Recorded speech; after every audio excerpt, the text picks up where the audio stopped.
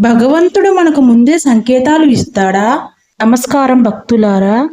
మన జీవితంలో కొన్ని సందర్భాల్లో ఇది ముందే జరుగుతుంది అని అనిపించింది, లేదా హెచ్చరిక వచ్చినట్టు అనిపిస్తుంది అని చాలామంది చెబుతూ ఉంటారు. మరి నిజంగానే భగవంతుడు మనకు ముందే సంకేతాలు ఇస్తాడా? భక్తి సంప్రదాయం ప్రకారం భగవంతుడు మనతో నేరుగా మాట్లాడకపోయినా కొన్ని సందర్భాల్లో పరిస్థితులు, అనుభవాలు, మంచి ఆలోచనలు లేదా పెద్దల సలహాల ద్వారా మనకు మార్గనిర్దేశం చేస్తారని విశ్వసిస్తారు.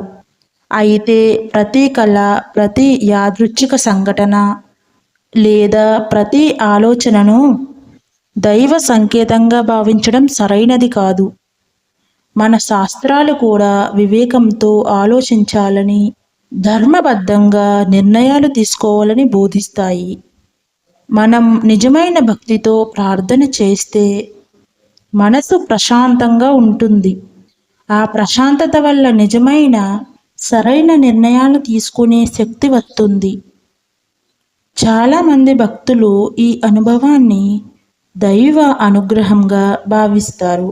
అందుకే భగవంతుని అద్భుతాల కోసం, భగవంతుని సంకేతాల కోసం మాత్రమే ఎదురు చూడకుండా మంచి మార్గంలో నడవడం, పెద్దల మాటలు వినడం, ధర్మాన్ని పాటించడం, నిత్యం ప్రార్థన చేయడం మంచిదని, ముఖ్యమని ఆధ్యాత్మిక గ్రంథాలు బోధిస్తాయి.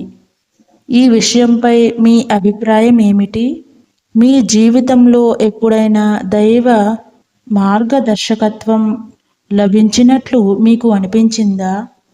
మీ అనుభవాన్ని కామెంట్లో తెలియజేయండి. ధన్యవాదాలు. శ్రీ హరి ఆశీస్సులు మీకు, మీ కుటుంబానికి ఎల్లప్పుడూ ఉండాలని మనస్ఫూర్తిగా కోరుకుంటున్నాను.